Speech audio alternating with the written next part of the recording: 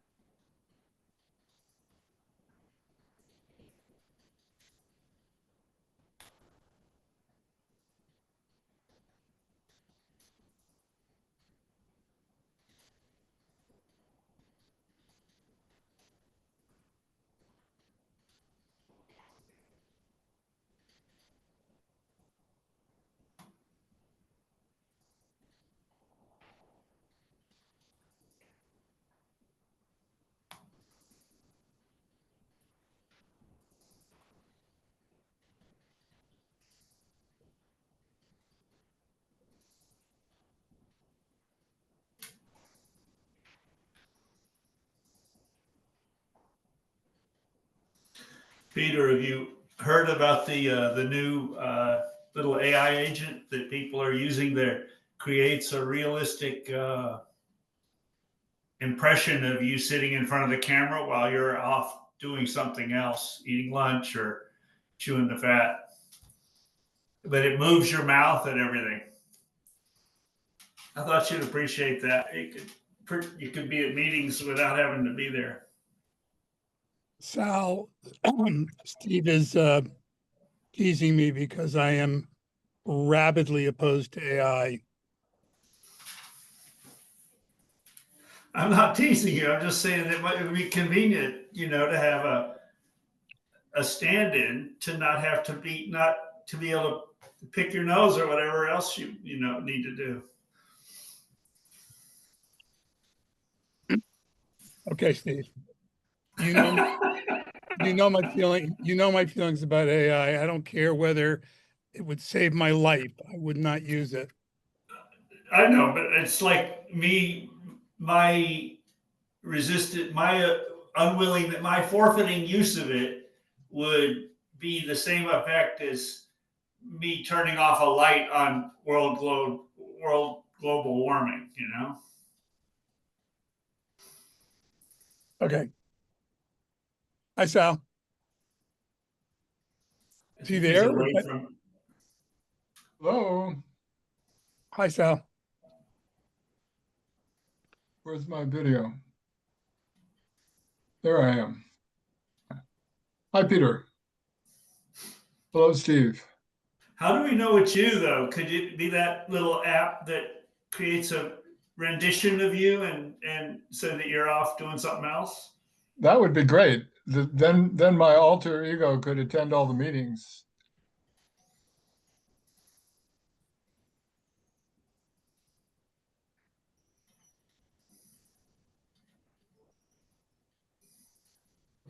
So I don't know what we're going to get done today. We're going to orient ourselves. We don't even have a chair of the committee yet. And I don't think let it be Ben. I don't think Weinberg's going to be here. I think we're going to look. They've got a contract maybe for us to look at, and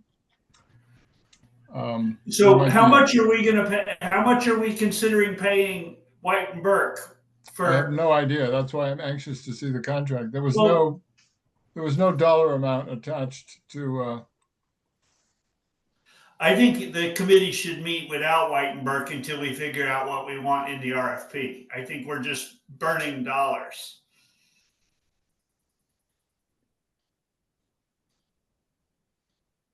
But I'm going to argue against putting out an RFP right now anyway. Did you have a chance to listen to my little chatbot speech? Your podcast? Yeah. I'm sorry, but I did not. It's very, very informative. It would help your general citizens get informed about what's at stake here. I was worried that it was an AI podcast. It is. It's generated by AI, but from all the source materials that I gathered for Which it is- only. Which is mainly you. No, it's not. It's mainly the transcripts of your meetings, including your prior subcommittee meetings. I will make I time listened to. I listened to about 15 minutes of it before I had to go into the bathroom and throw up. Sorry, you're not feeling well. Yeah, well, there's nothing like an AI, very, very slick AI presentation to make you feel sick and worried about the future of civilization. Yeah, but if it helps us do a good job with Country Club Road, civilization will be better off. Does it imitate your voice? No. Oh no, it's got these very, very, very smooth sounding, convincing, like newscaster voices. Not as annoying as Jen Jarecki.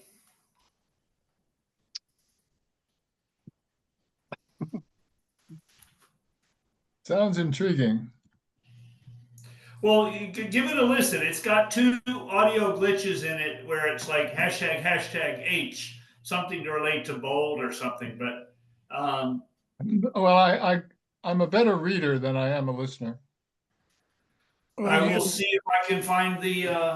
I figure that what I was told by citizens around Montpelier is they're more likely to listen to a podcast than to read a 20-page document. yeah, but Steve, I really think you need to, when you put these things out, you need to say that this has been AI generated. Because otherwise this one is so slick that one might think, aside from the fact that nobody's identified, that these are actually 2 newscasters who've done a lot of research. And you need to include all the sources. Yeah, I can do that. Yeah. I mean, the web is getting better at that too. You know, they give you an AI summary, but then they link you to all the original sources. And they do a very good job of it. I don't agree, Sal. When you click on that little thing, it doesn't necessarily take you to where the source is. You got to kind of dig. Yeah, no, you have to dig to find it, but it's usually there. Yeah. Hello, Ben. But a key distinction here is that Google's LM, Notebook LM, it only uses the sources that you give it. It does not use the greater web universe of sources. So you don't get all this creep and inference of unrelated stuff. Yeah, well, except that's what Sal is objecting to in yours, is that we don't know what your sources are. Well, but the sources, I'm happy to share I can ask Notebook LM. In fact, I could probably do it right now. And No, don't do it right now, but you should do that whenever you put out something. You should indicate the sources. And the sources will include a lot of meetings where I spoke. There are certainly points of view in there which are clearly coming from me.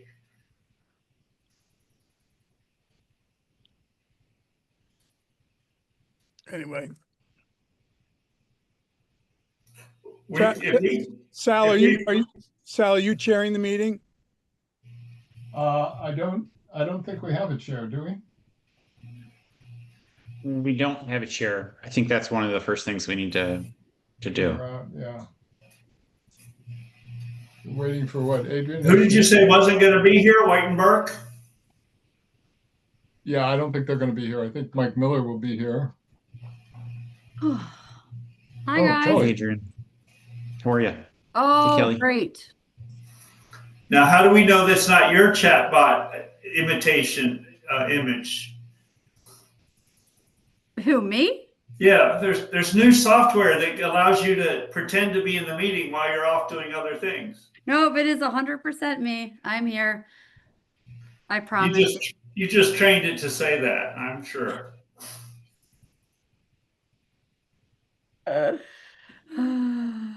Kelly, we're waiting on Mike? Yep, we're just waiting for Mike to join us, and that's who I anticipate at this point. But otherwise, the appointed members of the subcommittee are here.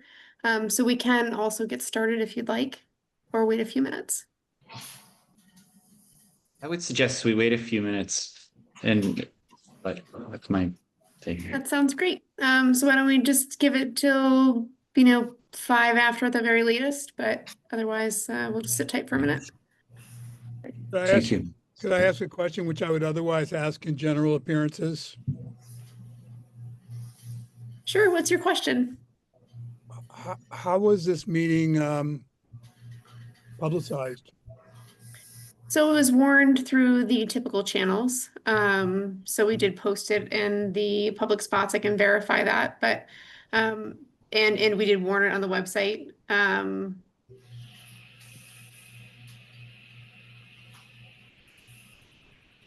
Why do you ask? Well, there's been a lot of talk by some members of the city council, Adrian in particular, about and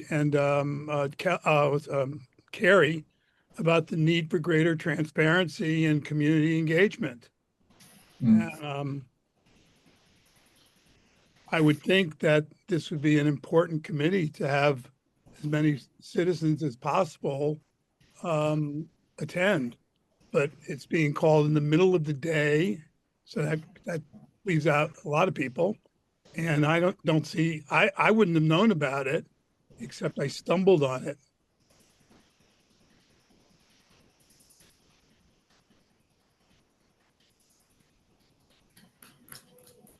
Well, actually, moving it to a different time of day might be a good idea.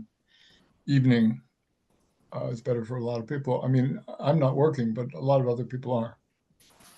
Yeah, I think we can talk about that maybe our next meeting. Because it's like right smack in the middle of my workday. It's hard. Yeah. I mean, Yeah. it's fine today, but we'll have to just figure out as a group what's going to work best, and then continue to explore opportunities to communicate more broadly. Well, we don't need Mike to elect a chairperson, do we? Did No, we? I mean, you we do need not. somebody to run the meeting. Yeah, I think, Sal, I would love it if you ran the last time we had a subcommittee. I think it'd be great if you're willing to chair it. I don't know. I mean, I don't know who actually can open the meeting. It'd be great if we could just do that. And I would nominate you as chair if you're willing to accept that. Yep, I'd second that. Well, it's a pretty short stint. I think we're only a committee for about a month, so. Great. All right. Well, then, I mean, let's call the meeting to order and hope that Mike arrives shortly.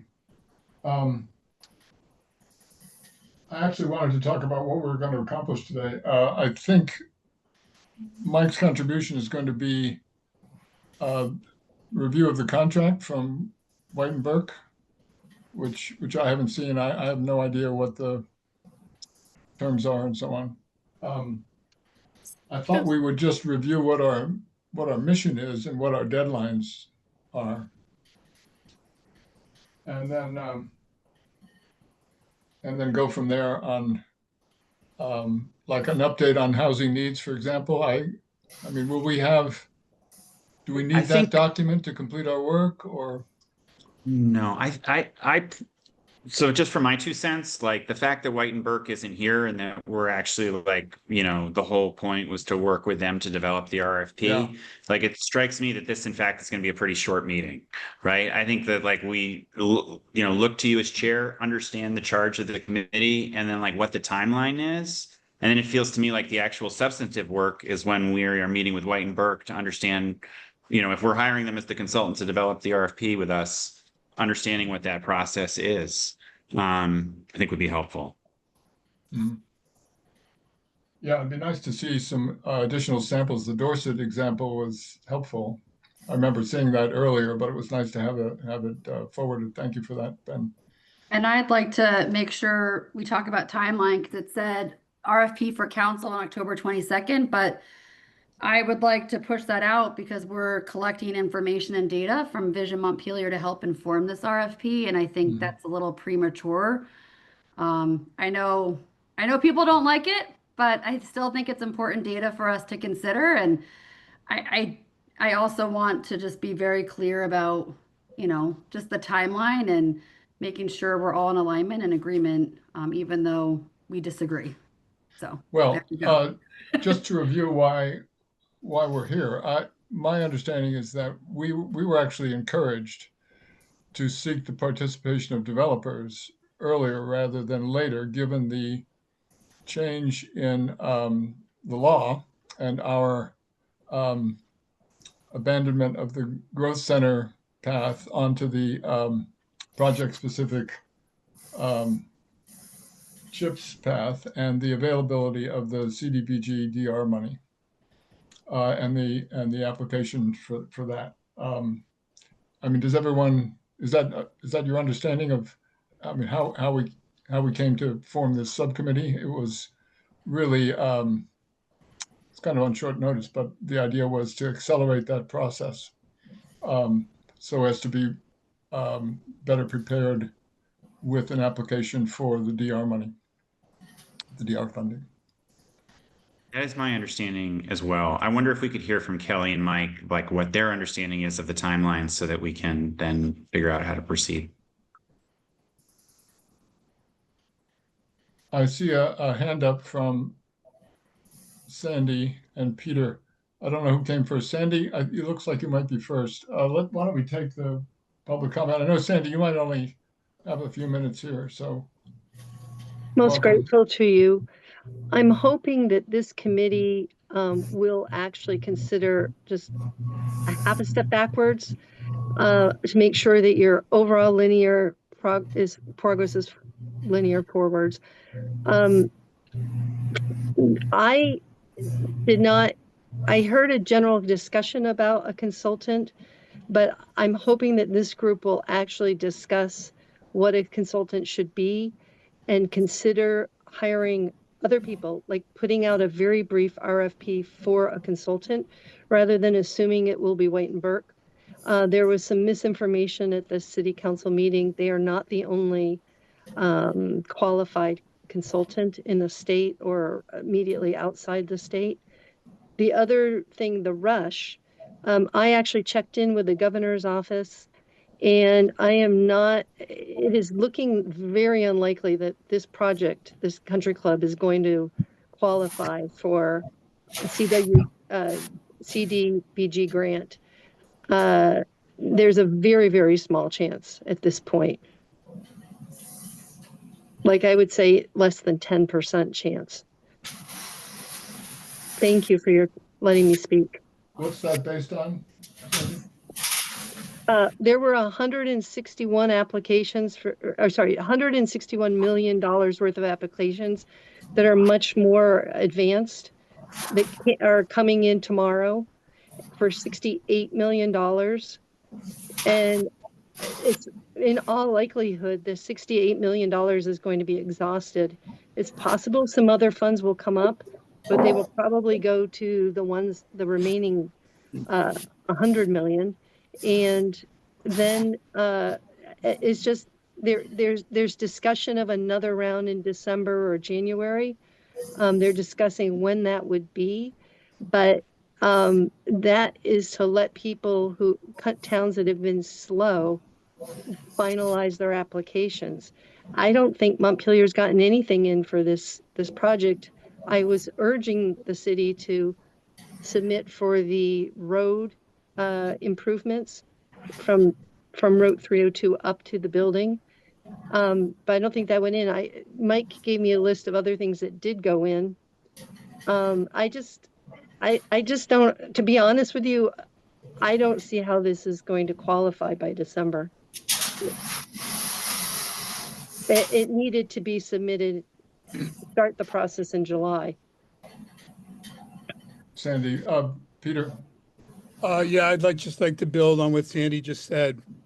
I agree with her 100%.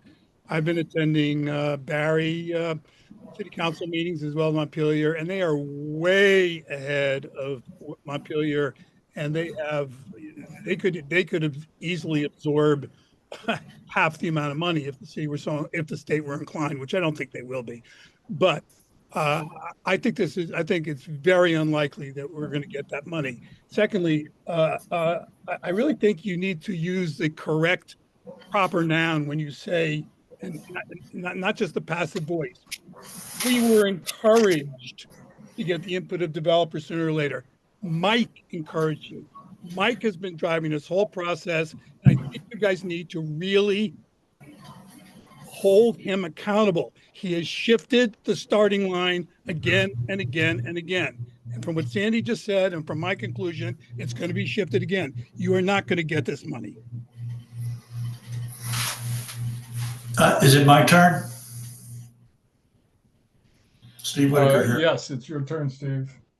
So I want to point out that originally we were sold a strategy to pursue a growth center. The growth center would have required detailed plans of our infrastructure and our civic infrastructure and our retail.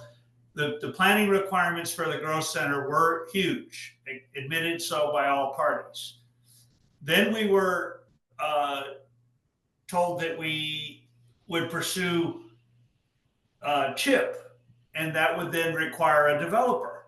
But the process of pursuing CHIP required hiring White and Burke to help us write the RFP, and White and Burke had no response when I asked him directly at the 2 city council meetings ago of how he so flippantly dispensed with the phase 2.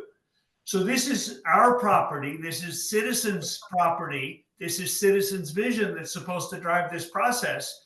And instead, we have apparently, for the expediency of chasing this DR grant, forfeited the prerogative of the citizens to define what we want this property to evolve into. And that's just wholly inappropriate, that we chase money at the expense of even slim chance grant sources, at the expense of the process to define what we need up there in the way of a walkable village connected through to Sabins and not overwhelmed with a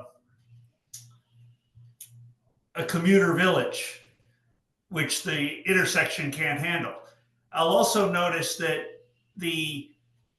having struck the traffic intersection changes required, it's not just raising the road. The traffic, in fact, that money, the proposal to raise the road, which y'all just approved, may be entirely wasted were we to do it and then finally get around to the traffic analysis, which we struck from the White and Burke scope on this last round. We struck the intersection improvement, which would have been required either a signal or a roundabout in order to save money. So if we have to go back and do that again, the roundabout is going to consume more money and probably won't be achievable even that close to the railroad siding.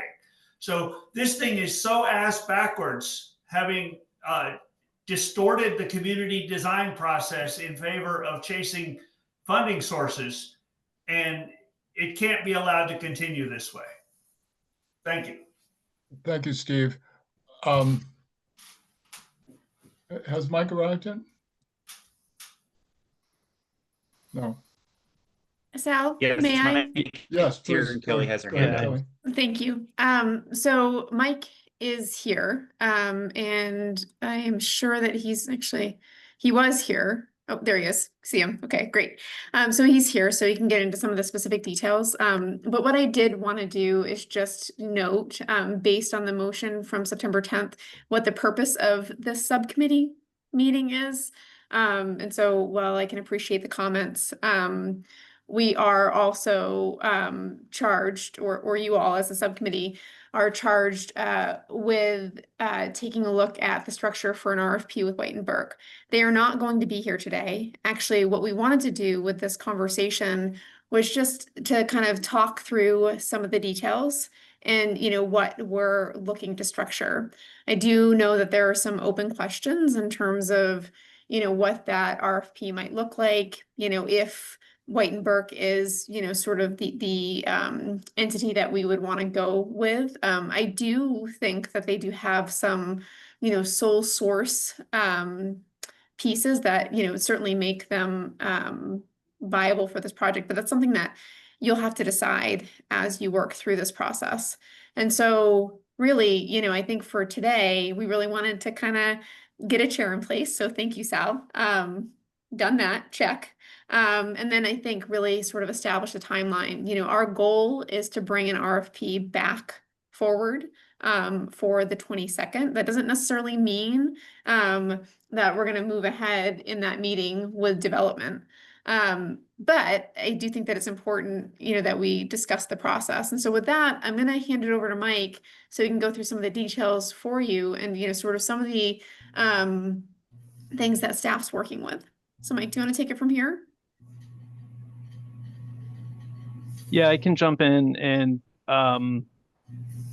go through a couple of quick answers to some questions, and if you guys have any additional ones, you can ask. But we did apply for the infrastructure. I think these were explained at the council meeting. We did apply for the country club road infrastructure, which is why we recommended moving forward. One of the reasons we recommended moving forward with this process the way we did, and it was the recommendation when we had the debrief with the VCDP folks. We asked about the February board meeting and the December deadline, and they said they really strongly encouraged us to continue to move forward to try to establish a process for getting a developer on board, because they would like to fund this project, but that it did not have that. So that was why we made the recommendation. Again, all of these are council decisions.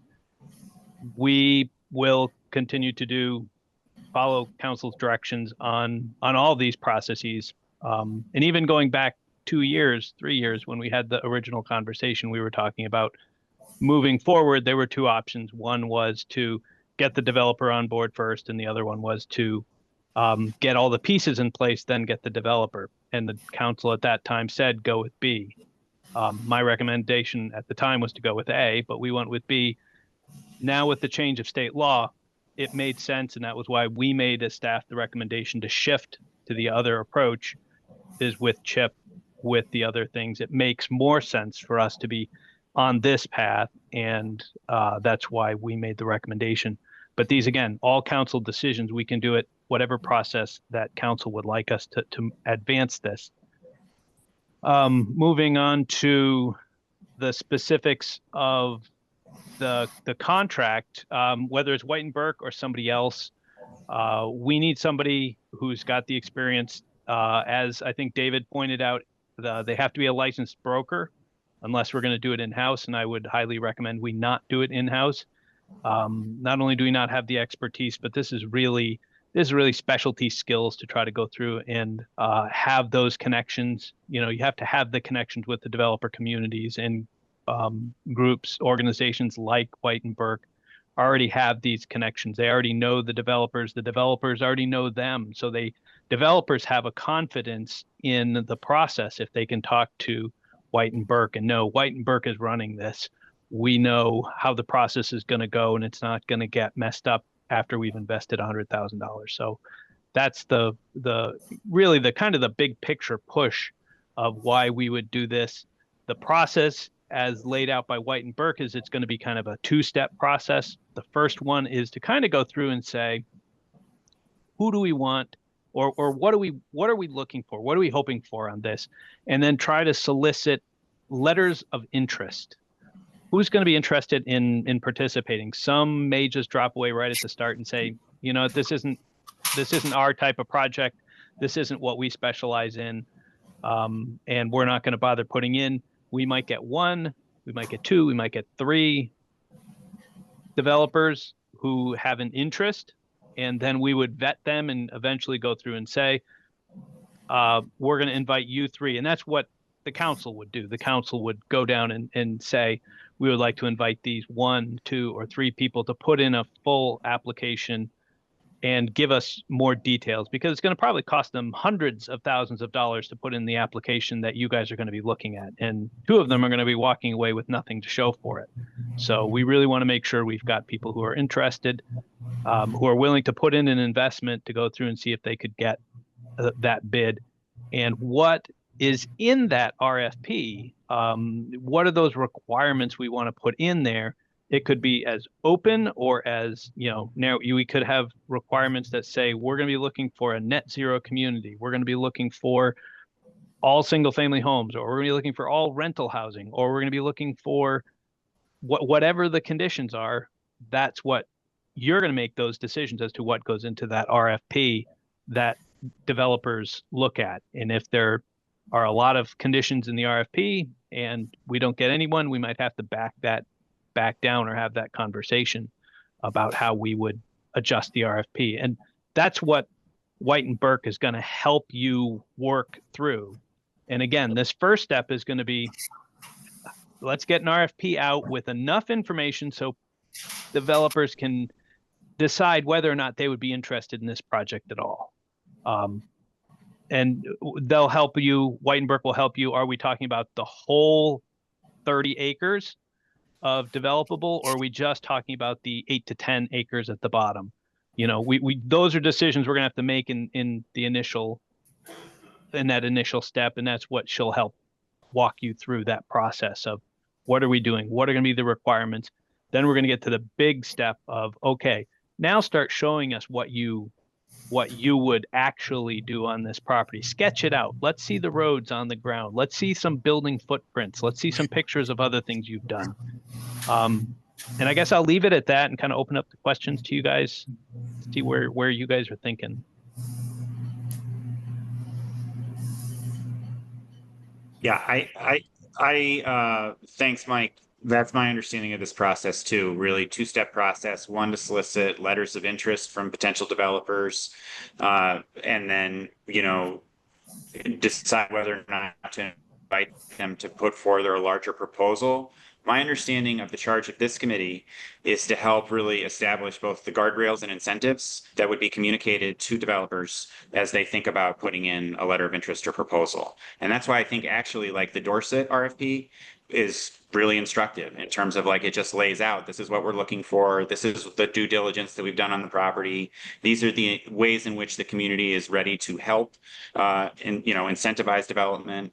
And I think, just to get to touch right on it, Adrian, like totally appreciate it. Like, I think we disagree about the purpose of additional visioning and things like that, but I don't see that as being mutually exclusive with this kind of process. I'm not sure that we're going to have, we are, I think, on a compressed timeline to put in a potential application for CDBG DR funds in December, recognizing we don't even know yet officially if there's going to be another round. I get that. But, I think putting it on an accelerated timeline with the hope that we could put in an application for the project in December, but we're still not committing to any developer for months and months and months. And so whatever comes out of any kind of community conversation about this property can inform the decisions that we ultimately make about who to select, if in fact any developers even respond to the RFP. It's just, I think we frankly don't have the luxury of waiting to put out or to begin the RFP process, because if we do, and there is a CBDG DR, and we miss that, that'll really be a shame, given that tens of millions of dollars are going to Central Vermont for resilient housing, and we will have missed the boat on it. Yeah, I agree that the timeline is compressed, but I don't see that we have an alternative at this stage of the game, since I don't think this opportunity will come again for a while if we miss it this time around. I'm gonna just call on Sandy because I know her time's limited. Sandy, quickly, if you will. Or is that a leftover hand up? Yep. Hi. Oh, go ahead. Yeah. I feel like I'm trying to warn you and I'm not being heard. I've just sent an email to everybody. Well, not everybody was on this group. I just sent it to the counselors and to Kelly. I am really, really hoping this project goes through. You probably know I've spent hundreds of hours already on this topic. So I am not trying to slow down or stop the project at all. But I am seriously concerned that the council is not working with adequate or correct information. And that you're making decisions that are going to affect us very long term. There's not a rush. I hope that somebody will call Pat Moulton's office and ask to verify what I'm warning you about. And the other thing is that there are other consultants. I know Mike's just said that there's not, any consultant can hire a broker as part of their team. And I think that it would be important to ask every consultant how they would work out the financial analysis. Over the weekend, did an analysis for the 4 apartment buildings and condos, and I don't see how it's financially feasible. I see you needing a subsidy for at least $40 million, and I don't see how you're going to get it. The CDBG grant is going to be gone by then, and there's no way that Montpelier is getting $40 million in December. You can't even qualify for a chip TIF with what was just shown in Concept A 2 years ago. This is a really serious problem, because if you choose a consultant who's dedicated to Concept A, who's going to look for developers that go along with Concept A, we are not going to get anywhere, and we're going to find that out next year. Thank you. I'm sorry for being so upset about this, but I did just send an email to explains a little bit more. Thank you. I take care. Good luck, folks. Thanks, Sandy. Mike, at what point do we get a picture for the viability of something like a chip? Is that, I mean, can those calculations be estimated now, or is it something that is based on the developer's detailed proposal? The specifics are on once you get into the detailed proposals, but the Country Club Road master plan, part of that, remember, that was in one part, it was an environmental assessment. Another part of it was to get the public's input. And a third part was to kind of do that financial feasibility piece. So that's where, if you remember back, there's a whole section that talks about TIF. Now remember, CHIP and TIF, think of them as the same thing. They're just different processes, but the same idea, tax increment finance. And we talked about $18 million that was needed.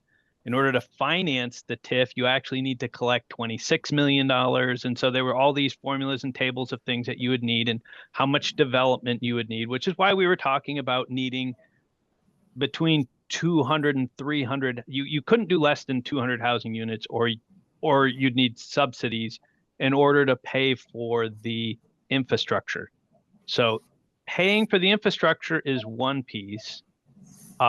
What Sandy was commenting on was the ability to finance the actual building. So there are going to be two pods we have to think about.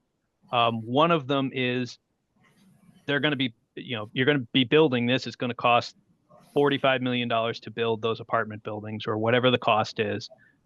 That's going to pay taxes. Is it going to pay enough taxes to pay for the $18 million of bonds for the infrastructure, which is bonded out over 30 years? So there'll be two things when we talk about financing. There's financing the project, and that's going to be up to the developers. That's what the developers have to cash flow out, and that's where they're going to be talking to other partners. Can they get an agreement with some National Life or the hospital or somebody like that to go through and say, hey, we need to make sure we're making this line. Can we get you guys to invest in our project with us? But that's what they do. That's not what we do. They're going to be the ones who come in and say, I see an opportunity for us to go and build our product, which you guys have to agree you like the product.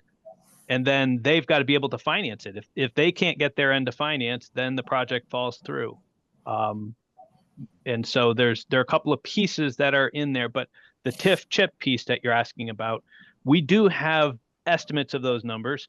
Are they, how up to date are they? I mean, it was several years ago.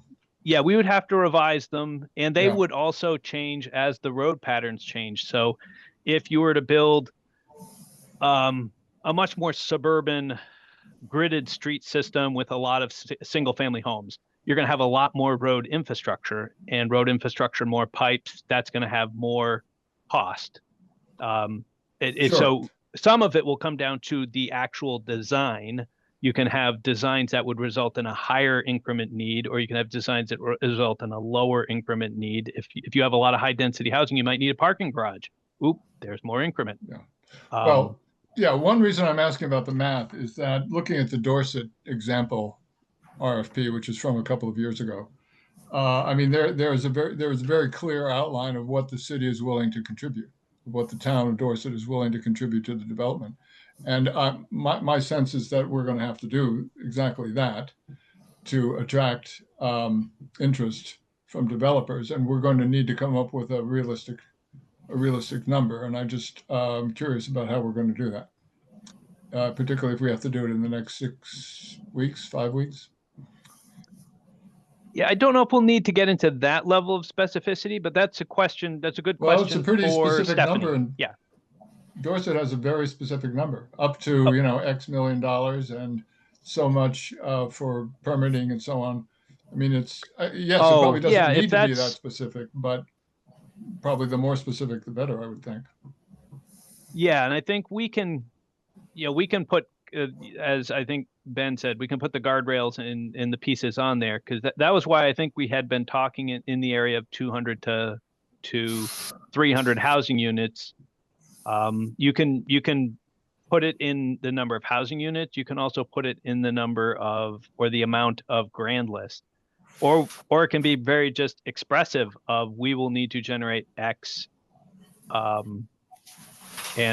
or we expect that this project will be net neutral to the city taxpayers as a whole, and therefore whatever comes in, it'll be up to the developer to lay out a set of infrastructure and a set of development that nets out to zero. And if it can't, then that's a question for them to bring back to you to go through and say, you know what, we can do $80 million of new housing up here, but we need you, the city taxpayers, to carry the burden of $4 million of infrastructure. Well, that's a decision for you to make.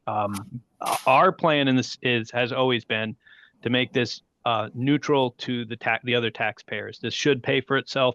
We believe it can pay for itself, but that'll be up to them to go and make sure. But the penciling out in the original Country Club Road plan did say, here's how much infrastructure we would need. It would cost about $18 million. And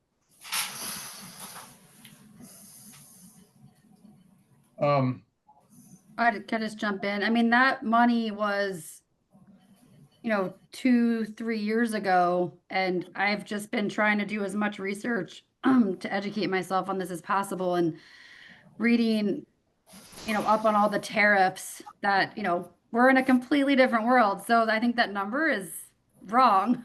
I mean, I think we need to be realistic and, think about what can we do and put in the RFP that we can get that money back in the TIF so that we can continue to build phase 2, phase 3. I just think those numbers are outdated because, I mean, everything that is used to build a house has tariffs, and that cost is just astronomical. I mean, it's just the reality we're living in. I mean, we can't avoid that, and I just think that's going to fall into this process that we have to consider. We have to consider that. And yeah, go ahead. Yeah, I was just going to say, thank you. I think, Sal, to your specific question, I feel like you can be pretty general and give some ballpark figures, but it's really just the kind of stance of like, what is the city going to do, right? Like, so for example, the city's already applied for a Northern Borders Regional Commission grant for the infrastructure to go up to the hill, right? We're pursuing CBDG DR funding. I think you can put in an RFP that the city will be a willing partner on grant applications or, kind of different kinds of things. But ultimately, like, I don't know that how you can accurately pencil things out until you actually have the proposal of what people are proposing to build. Right. I think they need to, I think really what we're doing is saying these are the buildable areas, right? What can, this is what we're looking for in terms of types of housing, affordability component, things like that. Those kinds of guardrails, or and Mike made the suggestion about like, net zero. I mean, those conceivably are things that we could put in there. I think it would really limit the number of responses that we got, right? But I think in general, I think what we need to do is just, again, what are the general incentives or approach that the city is going to take to incentivize development on this site? What are the things that are non-starters for us about happening on this site? And then we have to let people respond to that. And when they propose something, then we can like collectively do the math of like, well, what would that take for CHIP or TIF? Does that seem reasonable? Will it cash flow? Will it take additional investment from the city? Will it be viable? Those are all things that like, I don't think we can answer those questions until somebody proposes something. And so Well, just sorry, real quick, and then I'll finish Yeah, up, Sal. It's just like, I just really think like this conversation on this subcommittee could be very broad about like the future of Country Club Road, or it could be, let's get an RFP out so that we can see what the realm of the possible is and then make informed decisions about what we want. well, which is the reason I supported the formation of this committee, because I don't think we're going to get anywhere until the people who do this work tell us what's possible, and then we can accept or reject or modify it if we have to. So we have Mike, do we actually have an agreement with White and Burke? Nothing was attached to that. I know we were expecting something, but is that something we need to look at today to be able to schedule the next session? Or The contract that we received is a much more complex contract than I was expecting to see. So I did get one this morning. I forwarded it to Kelly, and we're going to send that on to legal to take a peek at, just to go and see. And we're also going to check in with St. Albans has done a lot of work on this, and we kind of just want to get a feel from them. What's your, do you have the same contract that they sent us? How have you liked that contract? What are your thoughts on it? Because it's just a unique contract. I've never seen one of these before. So it's kind of got different valuations, one of which is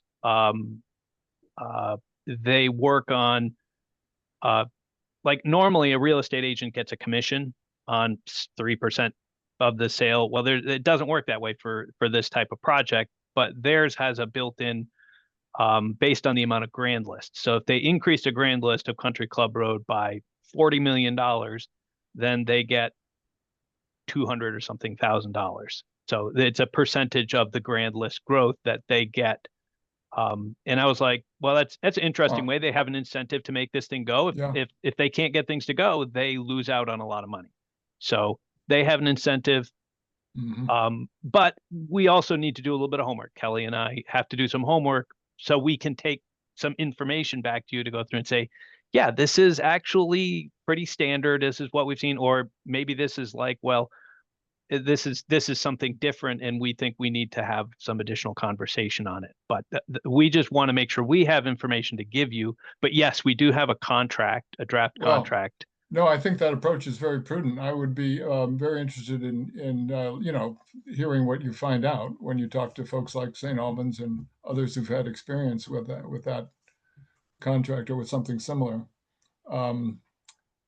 Because it is unusual. I mean, I haven't heard of it either. I'm not as engaged in it as you've been, but it would certainly attract a lot of attention. And so I would like to make it a very well-informed decision. I'd also, I guess, if our timeline is short, and so I would like to look at some sample RFPs just to get a feel for the kinds of things that other towns have done. I mean, I think we can, in a short period of time, use the information that we've gathered from the community and the exploration and research that we've done to come up with an RFP that would be adequate for a developer to say yay or nay, we want to get involved or we don't. So it'd be very handy to have examples from other towns to take a look at. And I don't know if there are other if there are other materials that would help us. I would be interested in, I mean, you know, Sandy says there are other consultants. I don't know the environment as well as maybe you do or she does, but have we explored that? Is that worth looking at, particularly given the unusual character of this contract?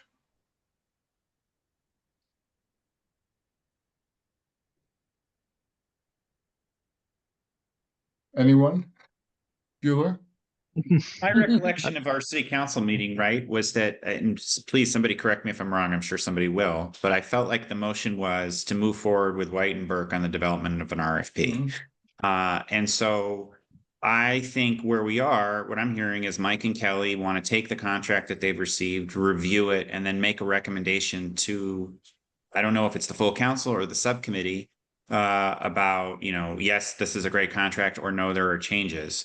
I didn't hear us talking about putting out an RFP to get somebody to help us write an RFP. I was under the impression that we were moving forward with White and Burke. We certainly don't need to, but just in terms of process of where we are, my recollection was at the city council meeting, we decided we were going to move forward in this way. I think just in general, given the timeline that we have, we need a lot more specificity in these agendas and like the timeline of like, this is what we're going to do this meeting. This is the deliverable, like by this date, we're going to have this. Sal, I completely agree with you that additional RFPs that we can review as a subcommittee to understand what these look like. And then ultimately, I want to know like who's actually doing the writing, because it seems to me that as a subcommittee, we can agree on the 4 or 5 bullet points that are guardrails, the 4 or 5 bullet points that are incentives, but we're not going to physically write this thing, right? So I think if we could just frankly get a timeline that could serve as a kind of overarching agenda to try and get us to that October 22nd, would be really helpful and could help us use this time as effectively as possible. If we're going to go out for an RFP to look for new consultants to help us write an RFP, that feels like it changes the whole timeline to me. Well, it might. I just wonder if we run into complications with this contract, if we ought to have a little research so we're not starting from scratch when that happens. But maybe, well, so in terms of putting together a timeline, I mean, it's something that White and Burke would have to do, or Mike in conjunction with, or one of us in conjunction with them. I mean, they kind of know what this process requires, and to squeeze it into a month, essentially.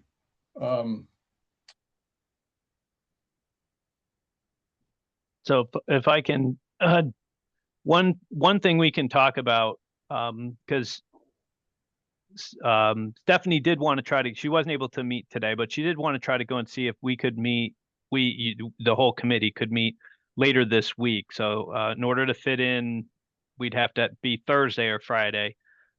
She gave me a couple of windows of time, but we can just make an agreement with her that at this point it's hourly until there's some long-term contract, and she can come in and give you guys those types of questions. You wanted, you know, other RFPs and timeline. And if she can kind of have a presentation where we kind of go through those pieces, if you guys are available to meet later this week, then we can talk about those. And if we are ready with some information back from legal and from Dom about the contract, then we can have a conversation on that. But that would at least let you guys get started. And if you decide to do an RFP, that's again, those are all decision points on your plate. Staff will put out RFPs if you would like us to put out RFPs. But for the developer RFPs, I think she could come in and give you a presentation on that with other copies of that, show you what this generally looks like, how long it takes, and try to answer those questions, make you feel a little bit more comfortable with the process. And then if we have information on the contract, and maybe she could answer some questions on that contract. If we've got some feedback, we can meet with you. We can tell you guys about what we've learned. And then she could answer questions of, you know, yes, this is why it's written this way or whatever. But we can, and I'll leave it at that. And that we don't need the contract for her to meet with us later this week? she was already going to meet with you starting earlier. Okay. And so I think if I just emailed her and said it's going to be hourly unless, there's Yeah. a contract, we may decide not to do a contract, but until we reach that point, we want to keep moving this forward because we want to make sure that we're leaving a window, because we've got to get an RFP ready. And then there's going to be about 2 months where we don't do anything because it's just going to be out there in the public. Yeah. Let me answer a couple. Let me recognize some of the hands that are up for some quick comments, hopefully, because we're already 45 minutes into the meeting. Steve, you've been waiting a while. Yeah, I'll be quick. If the council was misinformed that White and Burke is the only firm that could do this kind of work, then we need to revisit that question and probably put out an RFP for the type of consultant we're looking for. But I see the real work here. We risk going through the motions, getting developers to invest a lot of time in this, and then not choosing any of them, and further burning our bridge with the development community that we need to change Montpelier's reputation with the development community. And it's premature to go down this road until we have defined what we want that village to look like. Mike's idea of, National Life and the Central Vermont Hospital, that's just a commuter, and the intersection can't handle it. A commuter warehouse cannot be handled by that intersection. And so we're all ass backwards here. Thanks. Thank you, Steve. Peter. I just wanted to make a quick suggestion. Listen, I'm a big fan of Stephanie's, okay, but that contract could fall through. Wouldn't it be advisable to get Sandy to tell us the names of some other people who could simultaneously be working up a kind of proposal to us about what they would do? I mean, White and Burke can't be the only people.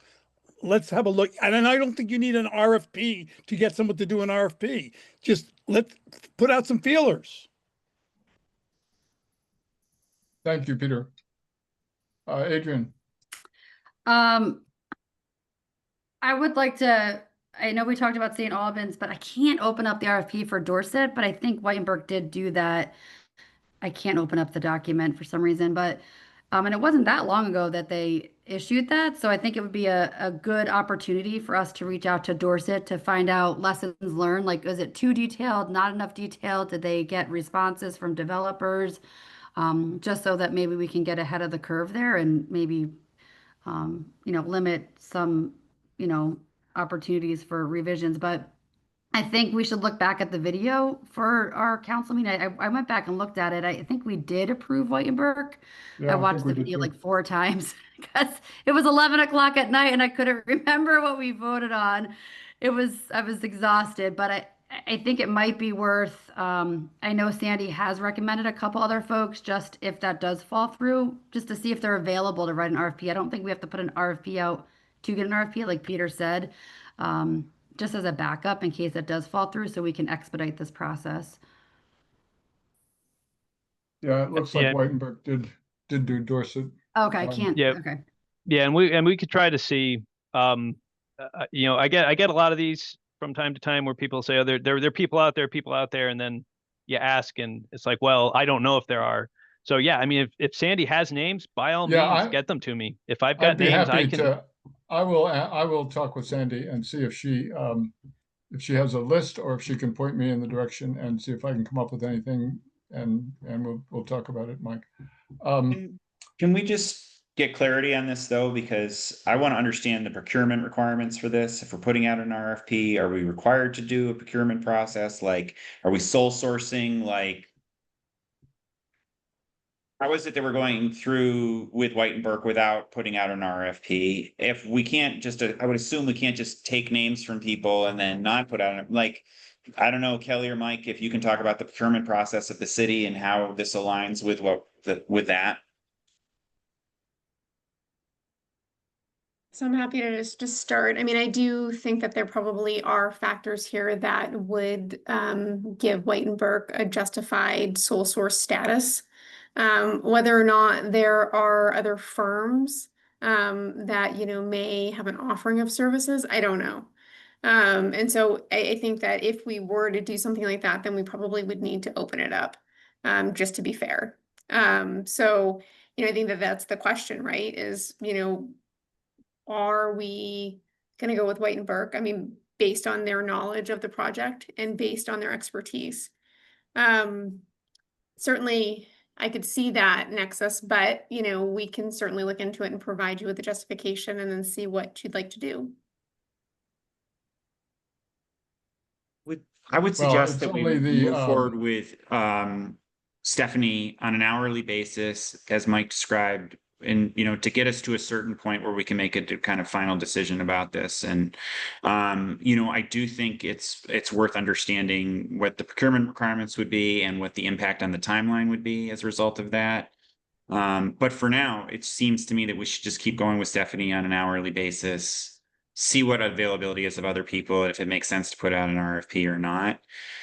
I would just really ask that we start with a time, you know, a completion date and work backwards. And whether it's Stephanie developing it or you, Mike, developing it, I feel like our role on the subcommittee is to provide vision, direction, and make decisions, but we need staff or consultants to facilitate a process that allows us to do so in a timely way.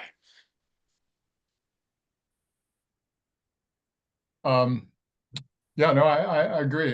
The question about the contract was the only thing that sent me off in that direction, is that if this contract is not acceptable, then we're in a new ballgame. Can we set a time, Mike, for a next meeting when Stephanie will be available? Can it be later in the day or something that's works for more easily for more people? She gave you some times, you said? Let me get myself unmuted and then go to my email here. So Thursday, yeah, there's a tight window early in the morning, 8:30 to 9:30. But then on Thursday, 1:30 to 5 is open. So a pretty big open area on Thursday. And then kind of a lunchtime, 11 to 1:30 is open on Friday for her.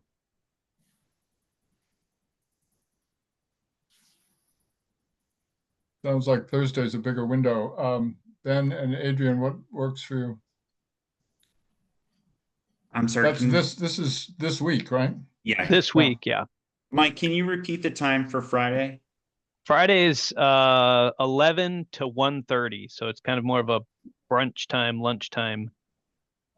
I could do 12 to 1 on Friday. I can too. 12 to 1. It's like literally the only time I have. So there you go. Let's do that. You took my only time slot. That's it. There's my lunch. No free time for you. That No was it. lunch. I was like, oh, that little block of time, it's gone. Oh, well. All right. Well, Stephanie's entertaining, so she'll be good lunchtime entertainment. So I have a quick suggestion for our Friday meeting to make it as productive as possible. Could we all, because I think we all have questions, so maybe send them to Kelly and then work with Mike to send them to Stephanie, or whatever process you want, Kelly and Mike, just so that she has our questions and that she can go through the process and that we could keep things moving. Happy to take Yep, any and- questions you have. Yeah, Okay. and a focus on, so I'm just going to talk to her. The focus that I understand is we're looking at getting a bunch of other RFPs to get to you. So you guys got a variety of, you know, not just the one, Dorset, but you've got some others that they've done, and what the timeline would look like. So that way we've got a little bit of a sense of how we would back into an October 22nd council discussion of an RFP. If, you know, at least let's shoot for October 22nd, see if that's possible. And if it's not, then we move it, but let's at least start with that as our target date. Yeah. Yeah, and I It sounds think, like if you're going to be talking to St. Albans, you might ask them to see if they've got some RFPs that we could take a look at. You know, recent ones. and I think, Mike, too, like, I think that the degree to which Stephanie can provide the framework for the decision-making or the inputs from this subcommittee, right? Like, again, we're not going to be writing the RFP, right? We're providing the vision and making decisions for the stuff, you know, for the guardrails and the incentives. Yep. And so her bringing us options, right? Potential language or, you know, and I know certainly I'm sure Sal and Adrian, myself can come up with concerns, right? But like, we need some kind of framework to get those inputs and put them into the RFP. So I think what I'm looking for is examples we can look at, timeline for how this process is going to work, and then like actual decision opportunities that we can make that are facilitated by Stephanie so we can move quickly. Yeah, and I'm Yeah. guessing that there's a kind of a template for the RFP. That's comparing more than one will teach us that. But my sense is there are clearly sections and clearly a certain type of information that goes into each section, and those are decisions that we're going to be approving, and the language that we're going to be massaging. And so knowing what those are, probably in priority order, would be a very handy thing to have, particularly given the short timeline. And I'm curious, I'm just curious about the housing needs draft. Do we have a draft? Is it posted somewhere, or did I miss it in my email? Or can I get a hold of it somehow? Or is it not complete? It's not complete. We have a draft assessment that is really just data sets, Okay. right? But there has been no kind of like thematic conclusions drawn from those data sets or recommendations for prioritization or anything like that. So I mean, kind of frankly, I would assume that that's the work of the housing committee moving forward, is to take a look at this housing needs assessment and say, based on this data, these are the conclusions that we can draw. I think probably, Sal, that'll be happening like on a parallel track, and ideally is informing, you know, the RFP process, or certainly informing, you know, should we have developers, the conversations that we have with them. But that's where we are. We have a bunch of statistics about our current housing conditions, but we don't have analysis of that. Yeah. Okay, good. No, thanks for that. One other thing we might do, I'm sure we've all been thinking about this, but I mean, I have some specific questions around the kind of thing that we can put in an RFP and whether it makes sense to do that. But for example, I'm interested in use of manufactured housing, for example. And I don't know whether that's the kind of thing that goes into an RFP, or whether you how you introduce a topic like that. Well, maybe you say you would prefer, or you're happy to entertain, or you know, what's the language that indicates to a developer that you're open to things that are really haven't been done much by developers, or they're starting to, like my manufactured housing, for example, is gaining some traction with developers, but it hasn't been done much. So those are the kinds of things we might all be thinking about to bring to Stephanie, just to give us a start on the kinds of things, you know, we might be including in this RFP that are general and yet specific enough that, you know, they will get us some intelligence from whether our project is attractive to developers or not. Anything else we need to do today, Ben? No, I think that's great, Sal. I also, maybe with Kelly, I'm wondering if you've received the slide deck from the Summit Properties presentation that we saw. So I think like a resource like that being shared with this group would be really helpful, that just kind of like looks at the incentives that were provided and how. I made the request. I have not heard back from them, but I will follow up. That's what, from who? The Summit Project? Yeah, it was at the Vermont Chamber, well, I don't know what it was, Vermont Futures Conference, but Summit Properties did a presentation on the project down in Middlebury. In Middlebury, yeah. Yeah, I talked with Zeke about that's an interesting project. It'd be fun to look. Yeah, Zeke did a presentation and had some great slide decks on what it took to make that project happen. I think it'd be interesting for us to see that. That'd be great to get a hold of. Great, thanks, Ben. Anything else?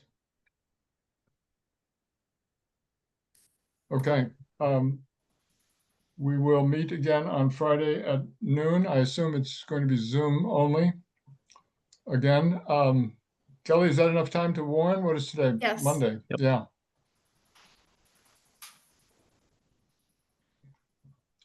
And I'll reach out and hopefully have something for you in advance, so you have some RFPs before to take a look at if you have some time. Okay, and we might want to, Kelly, I'm thinking we might want to flesh out the agenda a little bit more for Friday. That would be great. Maybe I could get with you and we could do that. Okay, sounds good. Okay. Thanks, everybody. Thank you. Adjourned.